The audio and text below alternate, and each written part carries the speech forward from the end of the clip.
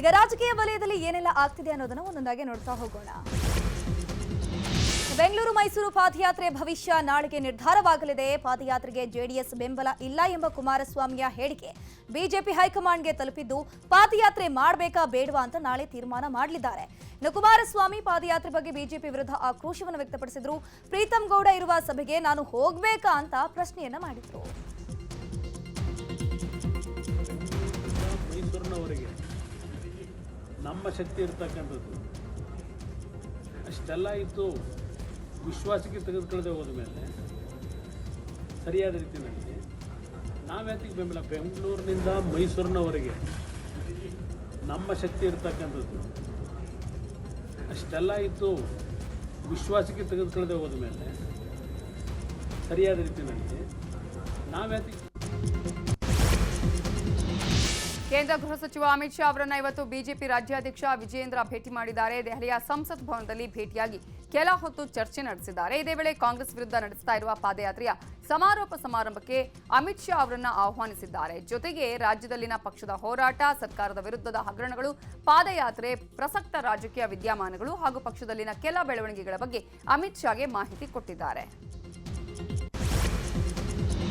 ಸಂಪುಟ ಪುನರ್ರಚನೆ ವಿಚಾರವಾಗಿ ಸಚಿವ ಪ್ರಿಯಾಂಕ್ ಖರ್ಗೆ ಮಾತನಾಡಿದ್ದಾರೆ. ಸದ್ಯಕ್ಕೆ ಅಂತಹ ಯಾವುದೇ ಸುದ್ದಿ ಇಲ್ಲ. ಮಿಸ್ತ್ರಿ ಸಮಿತಿ ಬಂದು ಲೋಕ ಚುನಾವಣೆಯ ವರದಿ ತಗೊಂಡು ಹೋಗಿದ್ದಾರೆ. ನಾವೇನು ತಿದ್ಕೋಬೇಕು ಅದನ್ನ ಮಾಡ್ತಿದ್ದೀವಿ. ಕೋರ್ಸ್ ಕರೆಕ್ಷನ್ ನಡೀತಿದೆ ಅಂತ ಹೇಳಿದ್ರು. ನಾಳೆ ಸಚಿವರ ಜೊತೆ ಸಿಎಂ ಸಿದ್ದರಾಮಯ್ಯ ಬ್ರೇಕ್ಫಾಸ್ಟ್ ಮೀಟಿಂಗ್ ನಡೆಸಲಿದ್ದಾರೆ. ಬಿಜೆಪಿ ಅವಧಿಯಲ್ಲಿ ನಡೆದ ಹಗರಣಗಳ ತನಿಖೆ ಬಗ್ಗೆ ಸಚಿವರ ಬಳಿ ಅಭಿಪ್ರಾಯವನ್ನ ಪಡೆಯಲಿದ್ದಾರೆ. ಸಿಎಂಗೆ ವಾಲ್ಮೀಕಿ ಮೂಡ ಹಗರಣದ ಟೆನ್ಷನ್ ಹೆಚ್ಚಿಸಿದ್ದು ಸಚಿವರನ್ನ ವಿಶ್ವಾಸಕ್ಕೆ ತೆಗೆದುಕೊಳ್ಳುವುದಕ್ಕೆ ಸಿಎಂ ಸಿದ್ದರಾಮಯ್ಯ ಮುಂದಾಗಿದ್ದಾರೆ. ಇನ್ನು ಬಿಜೆಪಿ ಅವಧಿಯ ಹಗರಣಗಳ ತನಿಖೆ ಬಗ್ಗೆಯೂ ಸಚಿವರ ಅಭಿಪ್ರಾಯವನ್ನ ಸಂಗ್ರಹ ಮಾಡಲಿದ್ದಾರೆ. ನಾನು ಕಾಂಗ್ರೆಸ್ ಮಹಿಳಾ ಘಟಕದ ಅಧ್ಯಕ್ಷೆ ಅಂತ ವೀಣಾ ಕಾಶ್ಯಪ್ಪನವರ ಹೇಳಿಕೆಯನ್ನು ಕೊಟ್ಟಿದ್ದಾರೆ. ಪಾರ್ಲಿಮೆಂಟ್ ಚುನಾವಣೆಯಲ್ಲಿ ನನಗೆ ಟಿಕೆಟ್ ಸಿಗಲಿಲ್ಲ, ಹೀಗಾಗಿ ನನ್ನ ಪರಿಗಣಿಸಿ ಅಂತ ಮನವಿಯನ್ನ ಮಾಡಿದ್ದಾರೆ. ದೆಹಲಿಯಿಂದ ಬಂದ ಮೇಲೆ ರಾಜ್ಯ ನಾಯಕರನ್ನ ಭೇಟಿ ಮಾಡ್ತೀನಿ ಅಂತ ಕೂಡ ಹೇಳಿದ್ದಾರೆ.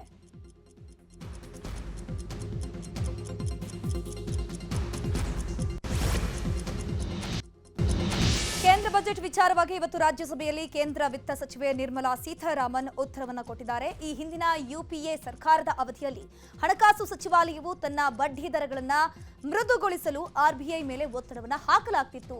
ಆದರೆ ನಮ್ಮ ಸರ್ಕಾರ 2014, 2015ರಿಂದ 2018, 2019 ಸರಾಸರಿ ಹಣದುಬ್ಬರವನ್ನು 2-6% ನಡುವಿನ ಆರ್ಬಿಐ ವ್ಯಾಪ್ತಿಯಲ್ಲಿ 4.5% ಕಡಿಮೆಗೊಳಿಸಿದ್ದೇವೆ. 2020 ಮತ್ತು 2023 ಜಾಗತಿಕ ಸರಾಸರಿಗಿಂತ ತುಂಬಾ ಕಡಿಮೆ ಆಗಿದೆ ಅಂತ ಹೇಳಿದ್ದಾರೆ. ಮಹಾರಾಷ್ಟ್ರದ ವಿವಾದಿತ ಟ್ರೈನಿ ಐಎಎಸ್ ಪೂಜಾ ಖೇಡ್ಕರ್ ದೋಷಿ ಅಂತ ಯುಪಿಎಸ್ಸಿ ಘೋಷಣೆ ಮಾಡಿದೆ. ಆಕೆ ಭವಿಷ್ಯದಲ್ಲಿ ಯಾವುದೇ ಲೋಕಸಭಾ ಆಯೋಗದ ಪರೀಕ್ಷೆಯನ್ನ ತೆಗೆದುಕೊಳ್ಳುವ ಉಮೇದುವಾರಿಕೆಯನ್ನೇ ರದ್ದುಗೊಳಿಸಿದೆ. ಇದರೊಂದಿಗೆ ಆಕೆಯ ಭವಿಷ್ಯದಲ್ಲಿ ಯುಪಿಎಸ್ಸಿ ಪರೀಕ್ಷೆಗಳಿಗೆ ಹಾಜರಾಗದಂತೆ ಶಾಶ್ವತ ನಿಷೇಧವನ್ನ ವಿಧಿಸಿದೆ. ಪೂಜಾ ಖೇಡ್ಕರ್ ವಿರುದ್ಧ ಹಲವು ಆರೋಪಗಳು ಕೇಳಿಬಂದ ಹಿನ್ನೆಲೆಯಲ್ಲಿ ತನಿಖೆಗಾಗಿ ಯುಪಿಎಸ್ಸಿಯ ಆಯೋಗವನ್ನ ರಚನೆ ಮಾಡಲಾಗಿತ್ತು. ಆಯೋಗದ ವರದಿಯಲ್ಲಿ ಪೂಜಾ ಖೇಡ್ಕರ್ ತಪ್ಪೆಸಗಿದ್ದು ನಕಲಿ ದಾಖಲೆ ಸೃಷ್ಟಿಸಿದ್ದು ಸಾಬೀತಾದ ಹಿನ್ನೆಲೆಯಲ್ಲಿ ಅವರ ವಿರುದ್ಧ ಯುಪಿಎಸ್ಸಿ ಕಠಿಣ ಕ್ರಮ ತೆಗೆದುಕೊಂಡಿದೆ.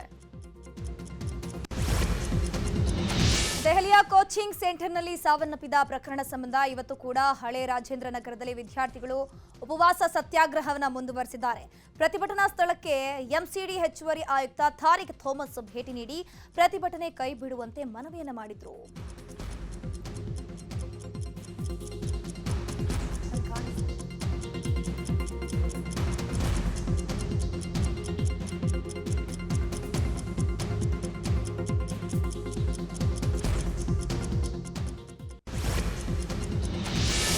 ತೆಲಂಗಾಣದಲ್ಲಿ ಇವತ್ತು ಬಿಸಿಯೂಟ ಕಾರ್ಯಕರ್ತೆಯರು ಪ್ರತಿಭಟನೆಯನ್ನ ನಡೆಸಿದ್ದಾರೆ. ಹಿಮಾಯತ್ ನಗರದಲ್ಲಿರುವ ಎಐಟಿಯುಸಿ ಕಚೇರಿ ಮುಂದೆ ಪ್ರತಿಭಟನೆ ನಡೆಸಲಾಗಿದೆ.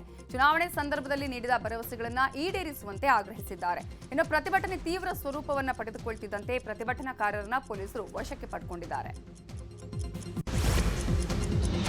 ಟೋಕಿಯೋ ಒಲಿಂಪಿಕ್ಸ್ ಕಂಚಿನ ಪದಕ ವಿಜೇತೆ ಬಾಕ್ಸರ್ ಲವ್ಲಿನಾ ಬೋರ್ಗೊಹೇನ್ ಪ್ಯಾರಿಸ್ ಒಲಿಂಪಿಕ್ಸ್ನಲ್ಲಿಯೂ ಪದಕ ಗೆಲ್ಲುವ ವಿಶ್ವಾಸದಲ್ಲಿದ್ದಾರೆ.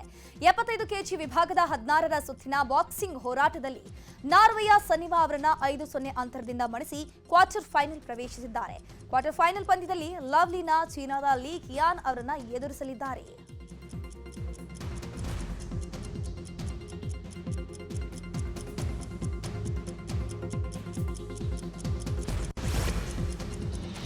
ಈಗ ಅಂತಾರಾಷ್ಟ್ರೀಯ ಮಟ್ಟದಲ್ಲಿ ಏನೆಲ್ಲ ಆಗ್ತಿದೆ ಅನ್ನೋದನ್ನ ಒಂದೊಂದಾಗಿ ನೋಡ್ತಾ ಹೋಗೋಣ. ಇರಾನ್ನಲ್ಲಿ ಹಮಾಸ್ ಮುಖ್ಯಸ್ಥ ಇಸ್ಮಾಯಿಲ್ ಹನಿಯಾರನ್ನ ಹತ್ಯೆ ಮಾಡಲಾಗಿದೆ. ಹನಿಯಾ ಇದ್ದ ಟೆಹರಾನ್ ನಿವಾಸವನ್ನ ಗುರಿಯಾಗಿಸಿಕೊಂಡು ಇಸ್ರೇಲ್ ದಾಳಿ ನಡೆಸಿದೆ ಅಂತ ಹೇಳಲಾಗ್ತಿದೆ. ಇರಾನ್ ಸೇನೆ, ಇರಾನ್ ರೆವಲ್ಯೂಷನರಿ ಗಾರ್ಡ್ಸ್ ಕೂಡ ಇದನ್ನ ದೃಢಪಡಿಸಿದೆ. ಇಸ್ಮಾಯಿಲ್ ಹನಿಯಾ ಅವರ ನಿಧನಕ್ಕೆ ಸಂತಾಪವನ್ನು ವ್ಯಕ್ತಪಡಿಸಿದ ಹಮಾಸ್ ಘಟನೆ ಕುರಿತು ತನಿಖೆಯನ್ನ ನಡೆಸಲಾಗ್ತಿದೆ ಅಂತ ಹೇಳಿದೆ.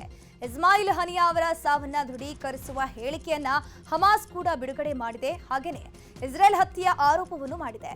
ಆದರೆ ಈ ಬಗ್ಗೆ ಇಸ್ರೇಲ್ ಯಾವುದೇ ರೀತಿಯ ಹೇಳಿಕೆಯನ್ನ ಕೊಟ್ಟಿಲ್ಲ.